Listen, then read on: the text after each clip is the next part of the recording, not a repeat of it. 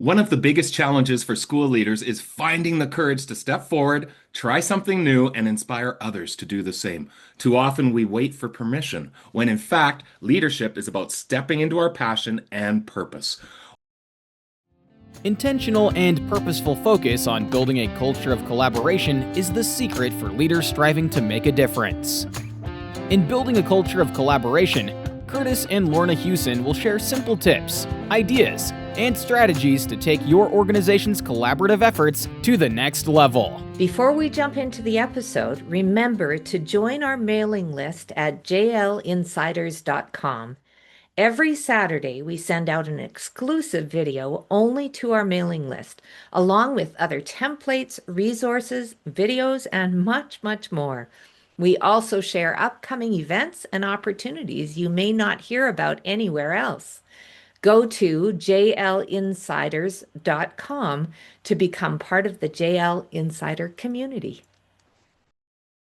Welcome to another episode of Building a Culture of Collaboration. As always, I'm Kurtis Hewson, lead learner and co-founder of Jigsaw Learning. And I'm Lorna Hewson. Our guest today, William D. Parker, knows this challenge well. William is the founder of Principal Matters, an educator, author, speaker, and executive coach who equips leaders with strategies for motivating students, inspiring teachers, and strengthening communities. His leadership journey spans over 30 years, recognized as Teacher of the Year, Oklahoma's Assistant Principal of the Year, and later a principal who led a Title I school to stronger outcomes through collaboration and mentoring. Today, through Principal Matters, William provides academies, masterminds, coaching, and keynotes for educators worldwide. His newest book, Whose Permission Are You Waiting For? An Educator's Guide to Doing What You Love, is an inspiring reminder that leaders don't need to wait for approval to make an impact. We're really excited to dive into William's journey and explore his insights on building collaborative cultures in schools. So, Will, you're not a stranger to the show. I look back, it was episode 19 that you were part of in the past, and this will get released as episode 52. So, it's been a little while. It's great to see you. It is so fun to be with you guys. And Kurtis, when we met before, though, I didn't get the dynamic duo. So this is so much fun to have Lorna in the room, and you two are just such pros. That intro was just amazing. And watching you two do this together, I'm just smiling because, I do podcasting. So it's fun to see fellow podcasters doing such a great job. So thank you for the invitation. And it's delightful to be here. Well, we're thrilled to have you, Will, and I'm pleased to be able to meet you. Kurtis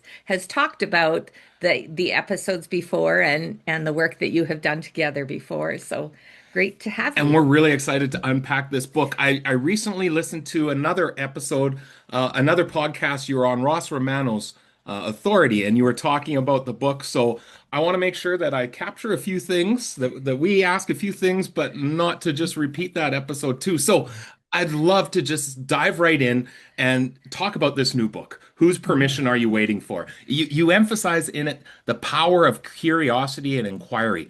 So I'd love to unpack for you, how do you feel embracing curiosity can shift the way that educators go about leading and collaborating in schools? We're going to get into that power of collaboration because I know you talk about it in the book of how powerful it can be. But let's start with that idea of curiosity. Yeah, well, if you're listening to this podcast, you're an educator who cares about learning. And I just want to invite you to think back to the curiosity you had when you were a kid, because that curiosity usually was what led you to some kind of inquiry where you began to investigate something you didn't know and you discovered something that the light bulb came on. And maybe that led to some kind of new experience or new practice. And which often those kinds of paths become transformational for us. So we can think back to those things that were light bulb moments for us as students. I can't remember who it was I heard say this, but I've heard leaders say before that sadly, that curiosity often gets crushed in us the longer that we go through school. So the version of a kid in a secondary level versus a kid in an elementary level may be a completely different kind of kid, not just because of the hormonal changes and the biological and mental changes that happen to a student, but also because and this is our fault, as educators, we often squash that curiosity and that fun and that just that. So what I want leaders to think about in this book is yourself as a learner. Mm. And so when I invite you, you mentioned this before we started recording, Kurtis, to take a walk with me and to just trust me as someone who has sat on the other side of a lot of educators and a lot of education leaders who are wrestling with that next thing or how to grow or how to improve their own outcomes at school or their own personal and professional outcomes. It may sound simplistic, but I like to begin by just inviting you back to that kid that you used to be Mm. and recognizing that any kind of learning still happens the way it did then. It doesn't matter how big you get or how sophisticated you feel, you still learn through that curiosity and that inquiry, which leads to discovery. And Mm. so, you know, when we talk about the cycles of learning that we want students to go through, it's not any different if we want educators to be learners. They have to walk through those same cycles. And so we have to apply that personally. And I get to the privilege of working with a lot of education leaders in the work I do, principals, superintendents, assistant supes, directors, teaching leaders. And I always ask them to hold that mirror up to themselves first and ask, how are you actually modeling the kind of curiosity, inquiry, discovery cycles that Mm. you want students to experience? Because if you're not embracing that same kind of experience yourself, I don't know how you lead learning if you're not staying a learner. Mhm. So that's where I would begin. I love that idea of really focusing in on curiosity. And we know that as teachers, as leaders, that we have seen that happen. That kids who are so filled with curiosity and wonder in kindergarten, even by grade 3, Mhm. have lost that. And being able to spend the time to reflect on your own learning and understanding that that's such a huge part of your learning is igniting that curiosity. So I'm going to jump just a little bit. I know Lorna has a question, but I'm going to jump in here Yeah. first because I think it leads really well, Will, to something you talk about in the book of avoiding the binary. And it was Mm. interesting when you talk about that learning cycle. Oftentimes we often hear that metaphorical, you've reached a crossroads Mhm. and something uh, presents itself.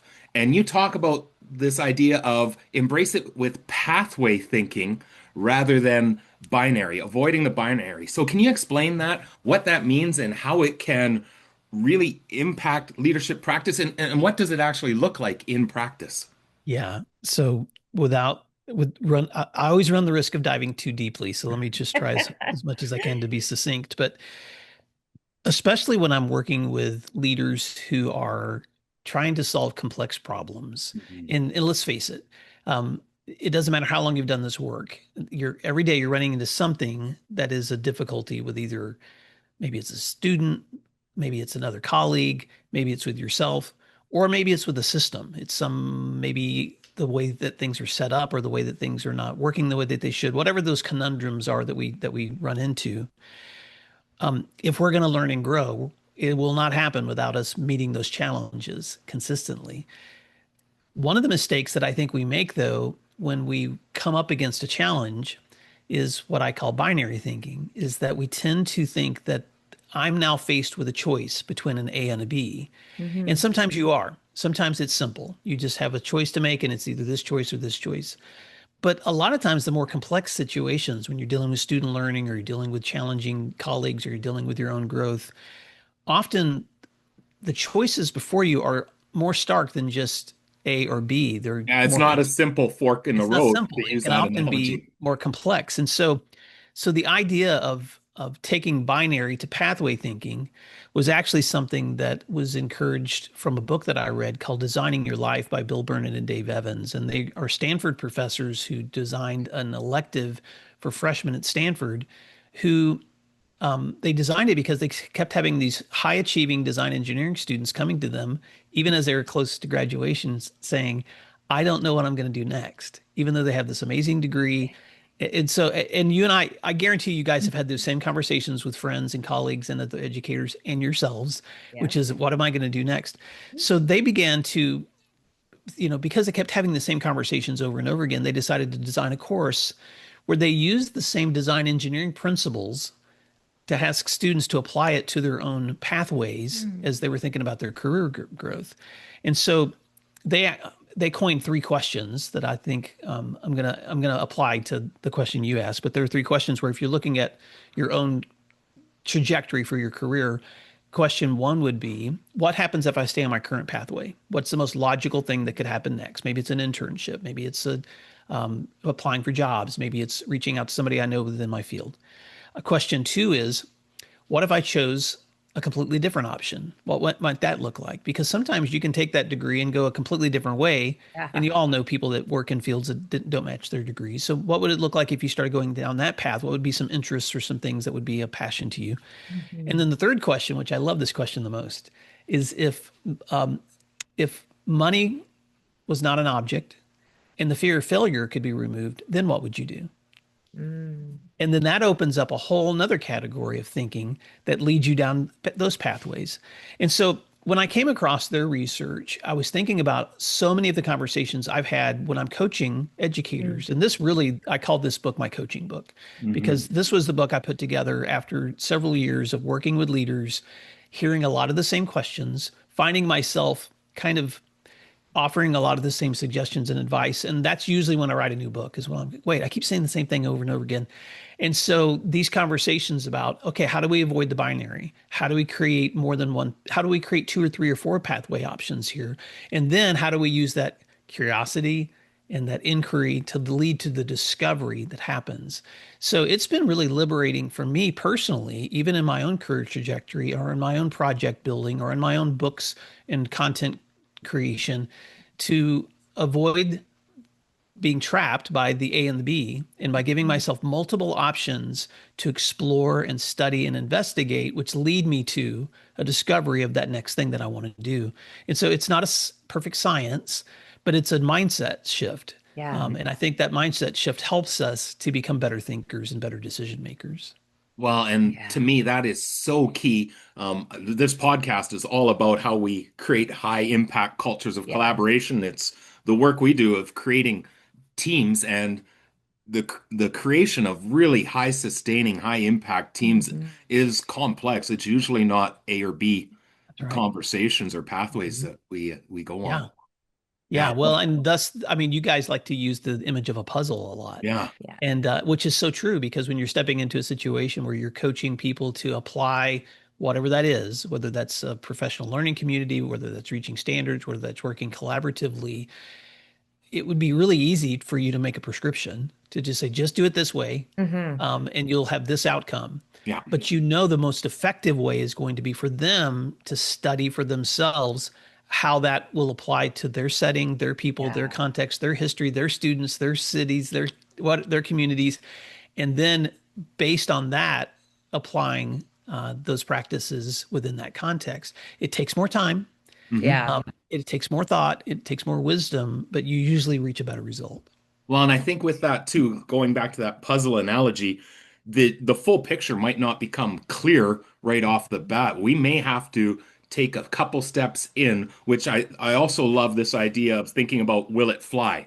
The idea of piloting, trying something to almost like beta test in a sense. Try it out. Try it out, and then what will the picture become a little bit more clear as we move forward? Yeah. Well, leaders are notorious. I'm sure this has happened to you guys, but it's happened to me. I go to a conference, I go to a workshop, I watch a cool YouTube video, and the light goes off, and I'm like, we've got to do this. Yeah. And then we run back to our staff and we're like, hey, guess what we get to do? And no one's excited but you about this new change.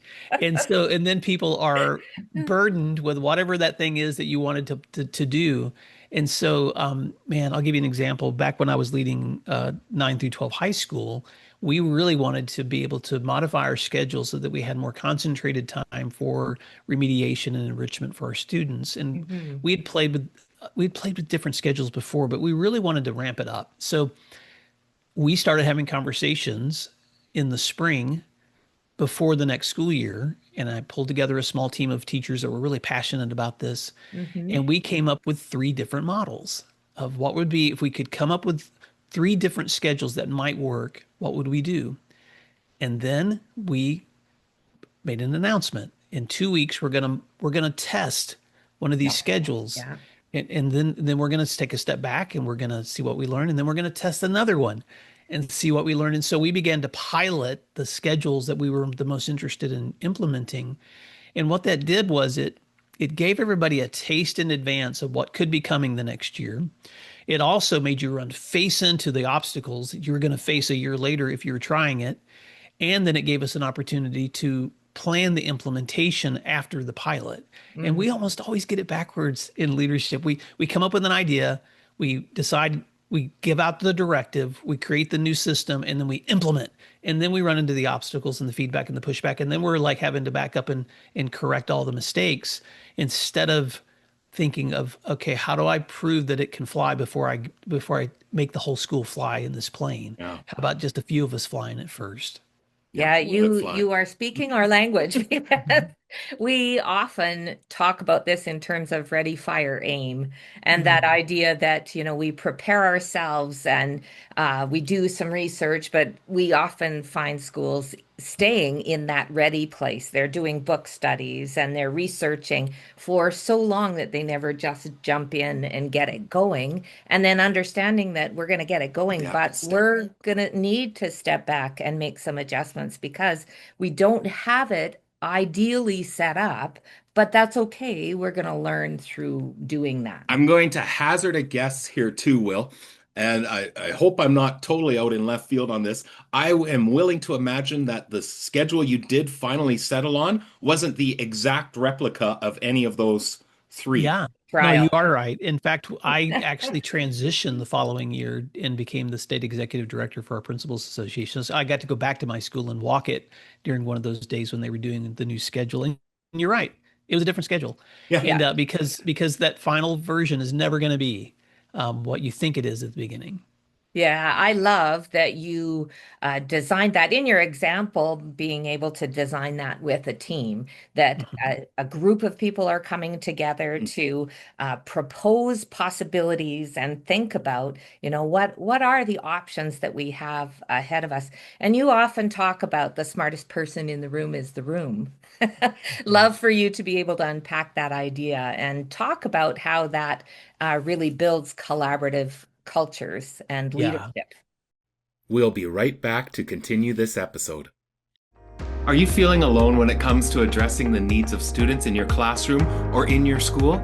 We realize that every child has their own unique set of needs. How do we possibly attend to each and every student in each and every curricular area and in each and every circumstance? Simply put, you can't do it alone. We were feeling the same way in our school, but we were determined to find a different way to support the needs of each and every one of our students. Through much trial and error and studying the current research on professional learning communities, response to intervention, and much, much more, we developed a framework that would support not only the students in our building, but every staff member as well. Collaborative response is a framework with three essential components: collaborative structures and processes, data and evidence, and continuum of supports. With careful implementation of these intersecting pieces, your school can live the belief that every child deserves a team. Get the introductory chapter of our best-selling text, Collaborative Response, 3 foundational components that transform how we respond to the needs of learners, for free. This chapter also includes a link to the companion website with numerous resources and templates related to the framework. Go to bit.ly/C R-intro to access the chapter. That's bit.ly/C R-intro. Join the thousands of schools implementing collaborative response and seeing incredible levels of success for all students. And now back to our conversation. Well, one of the reasons that I like to pull together with leaders on a regular basis is because all of these things that we're talking about, inquiry, discovery, pathway thinking, it's easy to get trapped in your own head when it comes to whatever that thing is that you're wrestling with or wanting to work through. And it's so much more powerful to reflect with others when Hmm. you're trying to make those next steps moving forward. So I'm a big fan of coaching one-on-one, but I'm also a big fan of masterminds, and I lead several groups where leaders come together regularly and they problem solve. I was just on with a group from Ohio right before this call, and there were probably 8 or 9 of us in that room. And these were leaders from, directors, superintendents, assistant soups, principals, all meeting together, talking about content that we're learning. And actually, we're studying my book right now, but also giving one person each time the opportunity to sit in what we call the hot seat and Hmm. just share something that they're currently trying to wrestle through and then getting feedback from the room. And I won't give you the hot seat example from today's because those conversations are confidential. But I will say that when this leader shared, the feedback from the room was immediate. Just so much input and so many questions and so many ideas. And she was just feverishly taking notes. And when we asked at the end, what was the most helpful for you? And she just said, I have so many ideas that I'm going to take to my leadership team now. And we're going to reflect on these and decide which of these that we should take action on. And so it would be really easy for me to pretend like, oh, call Will and I'll reflect with you and then I can give you all these suggestions and I'm sure I could come up with some good ones. But when you can pull together with other leaders, Yeah. Hmm. you're always going to be smarter because you're recognizing that the collective wisdom that you're sharing with each other is going to help you make better decisions too.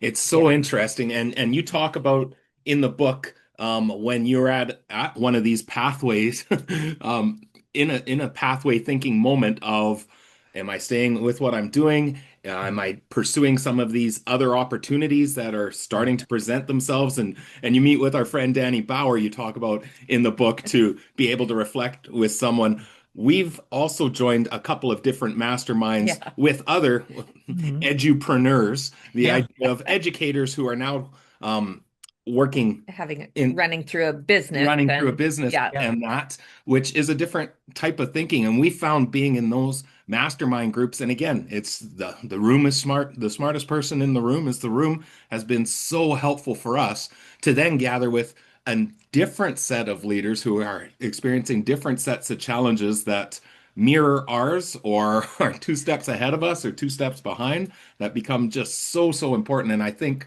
if we can be building those systems and Yeah. opportunities not to happen accidentally in school, Yeah. but they're just systematic, I think that's really Oh, man, you critically guys are important. making me jealous and you're challenging me because when I stepped into this work, I purposely reached out to my friend Danny Bauer to start coaching me because I thought I can't be telling people they need coaching if I'm not willing to receive it. Yeah. Yeah. But you guys are challenging me now because I'm thinking, oh my gosh, I'm an entrepreneur, quote unquote. And I'm spending all this time with leading masterminds of practicing leaders. But man, I'm just like, oh man, I might need to get in the room with Kurtis and and Lorna because you guys are you would that's the smartest person is the room. And so Yes. I love it that you guys are doing that. And you're challenging me to think about doing that too. Well, and let's go back then to this idea of reflection because Yeah. it is a huge part of the book. Yeah. You've already mentioned it here. I'd like to get right into some of the nitty-gritty here, Will. What are some of the reflection activities or tools that you personally find most impactful,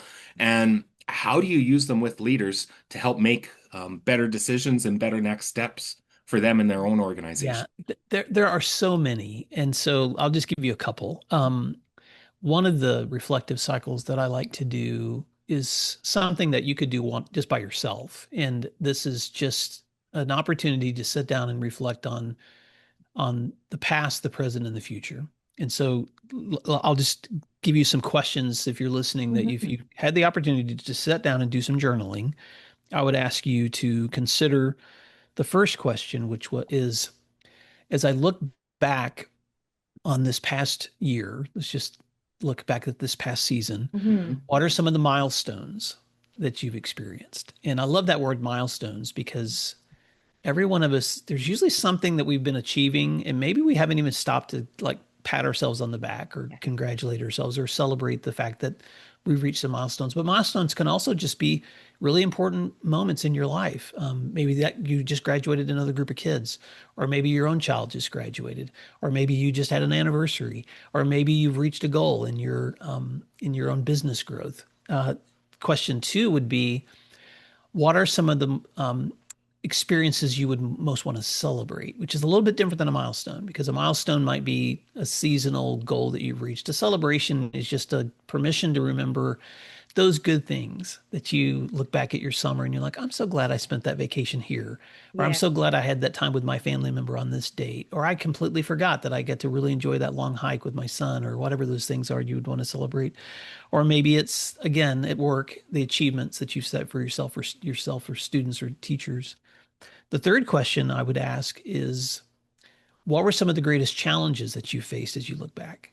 Mm, Because let's be real, none of those milestones or celebrations happened without struggle.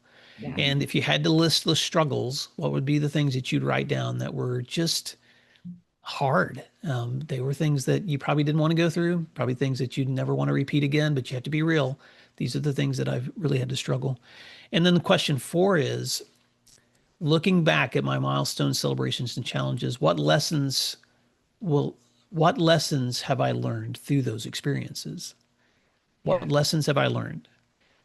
And by giving yourself permission to think about your past celebrations and challenges, there's probably some wisdom you gained in that experience that may be something you want to hold on to before the next thing. Mm, And after you've done that set of reflection, then I invite leaders to think about looking forward. Now let's look forward. And as you look forward, let's talk about where would you like to grow in the coming season? And let's make it really specific. Let's just take them one at a time. Where do I want to grow in my own physical health? Where do I want to grow in my own vocational or professional work? Where do I want to grow in my relationships, in my marriage or partnership or with my children? Where do I want to grow in terms of my own development of my hobbies, the things that bring me joy?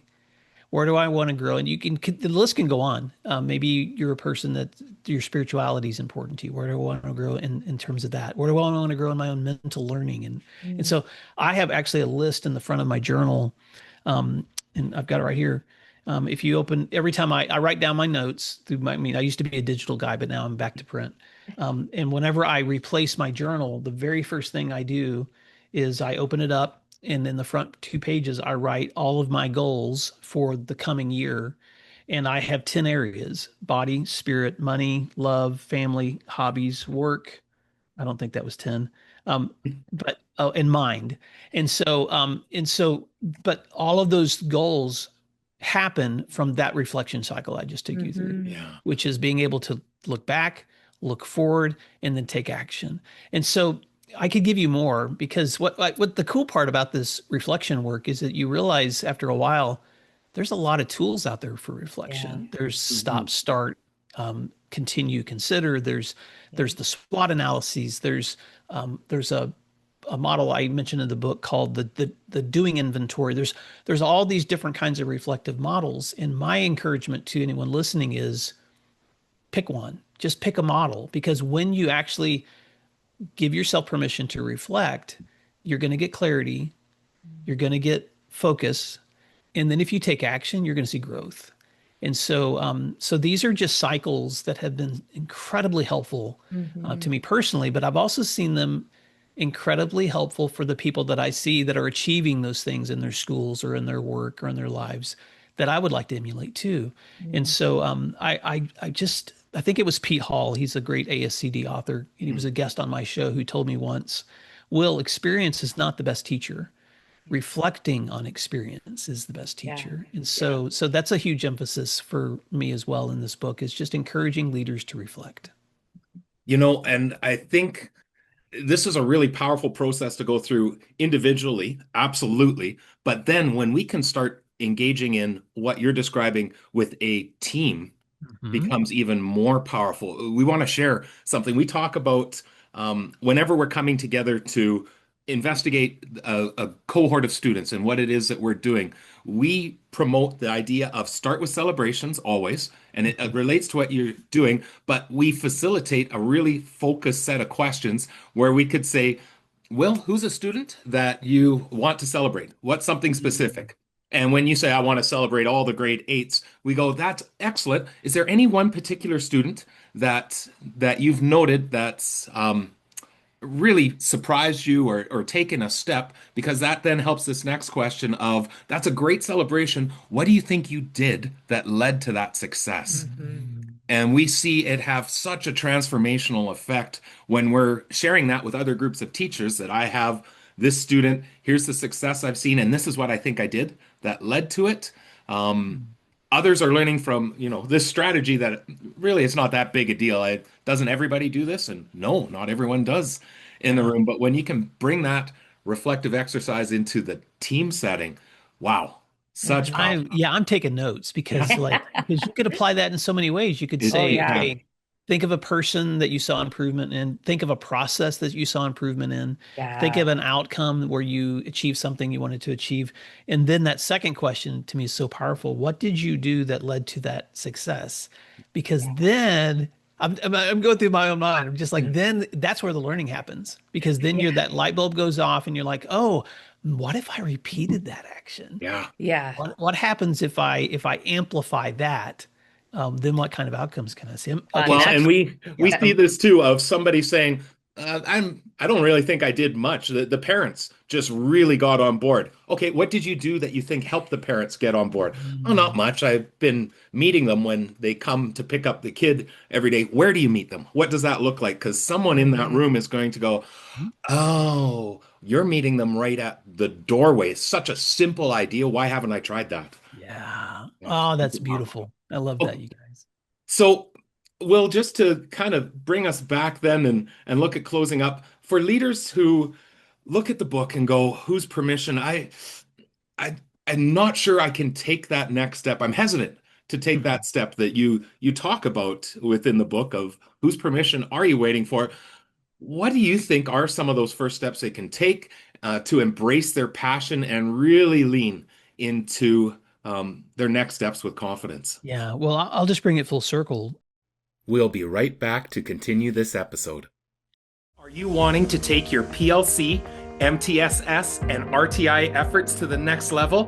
Collaborative response is frequently described as the missing piece when establishing highly intentional and focused cultures of collaboration and intervention that build upon and enhance what you are currently doing in your school or district.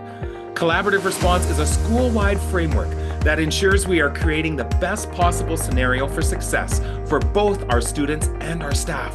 Just as you might have imagined, it is designed to ensure we collaboratively respond to the needs of each and every one of our learners, as well as intentionally grow the capacity of every adult regardless of their role.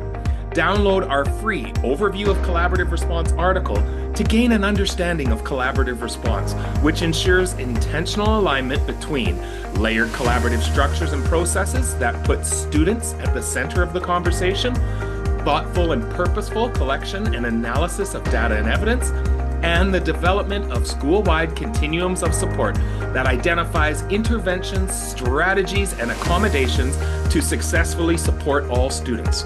We don't tier the kids, we tier the supports. Go to jigsawlearning.ca to download this overview article for free and begin learning about the power of collaborative response to transform how your school responds to the needs of all learners. And now back to our conversation. So if you think about in your own challenges, your own reflections, you're trying to get clarity on your own movement, and this can be either professional or personal or for your school or for your team. If you come back to those questions that Evans and Burnett unpack in their Designing Your Life, you know, those three questions were, what if you stay on the current path you're on? Mm-hmm. What if you chose a different option? What might that look like?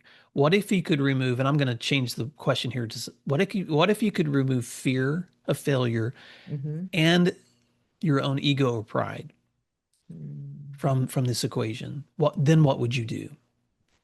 And almost always you get clarity on, I want to do what's going to make the most impact. I want to do what's going to make the most difference. I want to do what's going to be the best for fill in the blank, the people I'm working with, or for my own outcomes too. And when you get that clarity, and this is what usually happens when I'm in a coaching cycle with leaders too, is when you get to that place where someone knows what they want, that's when I usually say, well, whose permission are you waiting for?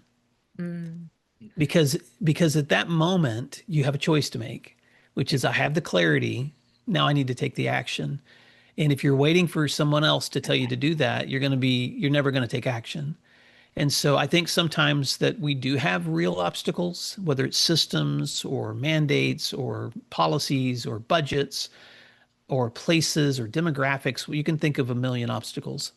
But I also think we create false obstacles, because we can make a difference right where we are with whoever's in front of us if we are clear on what the decision I'm making, how is it going to make the most difference for this person right in front of me. And for me, that's just coming back to the heart of why we do education, which is that if we can stay true to that, it doesn't really matter. I was in a school last week doing a tour, and this school is a growing population. So there was a teacher who, at the end of lunch, they have to flip the lunchroom, and her specials class is held at the end of the cafeteria because that's the only other space for a classroom they could create. And so I was watching this teacher with these elementary grade students, and they had flipped the room. These kids were at their desks, and she had thrown up her smart board, and she was just going to work. And I remember standing there just being in awe that these kids were learning, and she was just nailing it. And I said to the leader that was with me, years ago, I remember sitting in an interview, a panel interview, and one of the questions that they were asking people was, if you could create your dream school and you had all your budget, what would it look like? And so they were supposed to imagine this innovative school with all these amazing resources.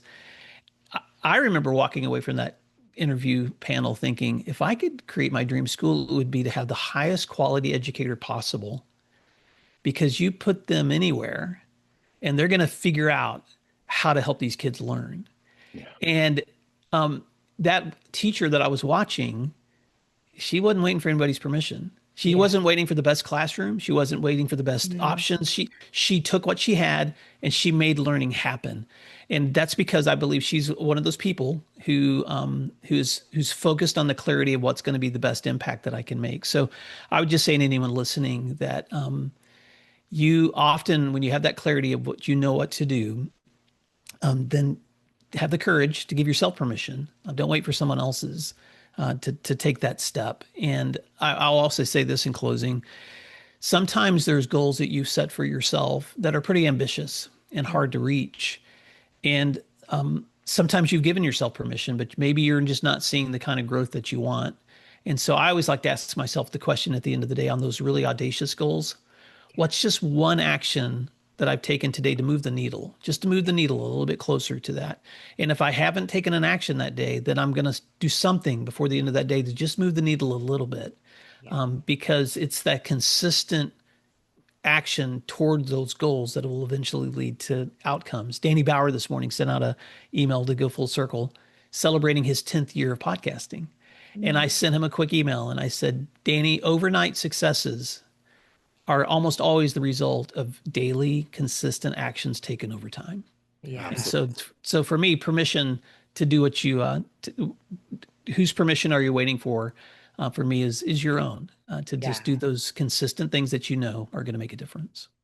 Well, William, thank you so much for your time and for your conversation. This has been really inspiring for us, and just thinking about how we engage in that reflection and how it impacts our own learning and our engagement in the worlds that we're working in education. And as we close off, of course, we know that anyone can come and listen to you on the Principal Matters podcast. How many downloads have you had on that podcast, Will, and how many years has it been going? Yeah, so I started blogging back in like 2013, and then the podcast itself began in 2016. Yeah. So we're way past reaching 10 years too. Yeah. So so we've had more than 1.5 million downloads, and we've got 450 plus episodes, and it's been wonderful. But I just have a really faithful audience of other leaders out there that just want to learn together. So it's a joy to get to be a part of learning with friends across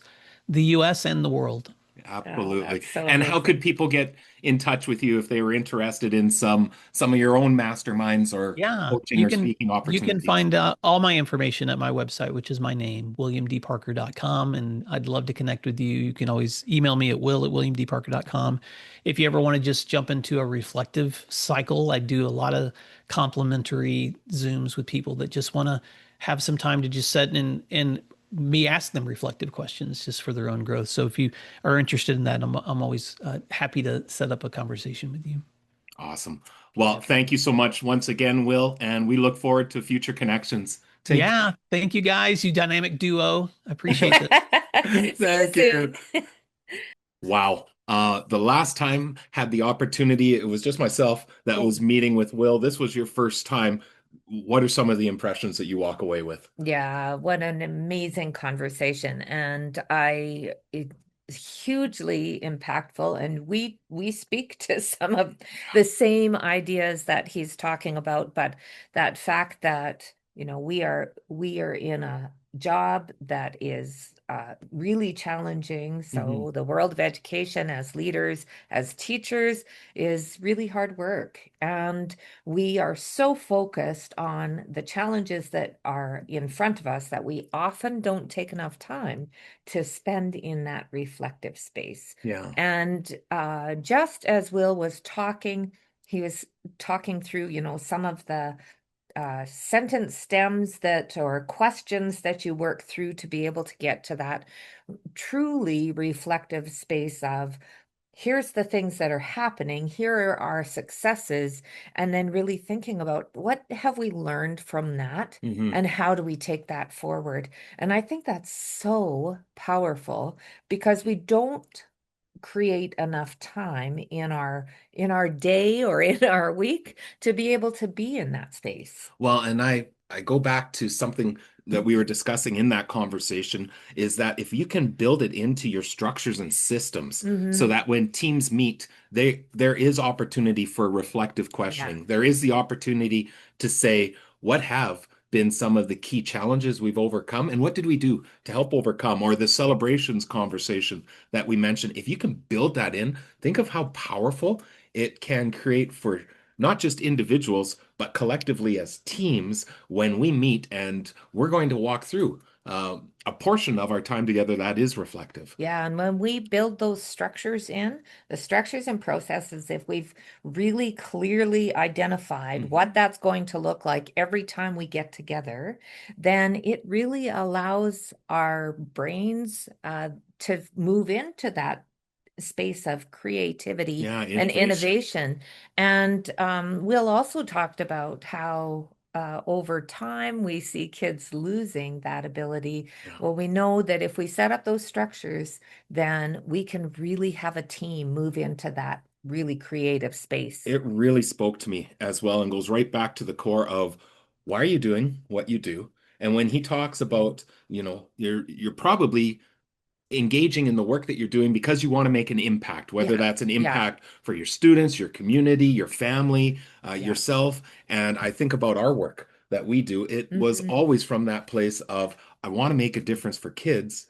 And how can we um, emphasize or maximize that impact? And I love the idea of even it could be something as simple as, I want to create the best learning that I can for my students, even though I'm teaching in the back of a cafeteria Yeah. that's converted. Well, whose permission are you waiting for to make that a very strong learning space? Well, and I can remember that in conversations when I was doing curriculum implementation and in conversation with the superintendent, him saying a, a good teacher doesn't matter what they're teaching, they can teach well They at ref any Yeah. grade, at any curricular area, because they have that real focus on, what are we trying to do and impact our learners. Well, The other thing that really stood out from that conversation is Will not only just speaking about this work, but he applies it to his own life and mhm. that he has practical examples of how he's living it.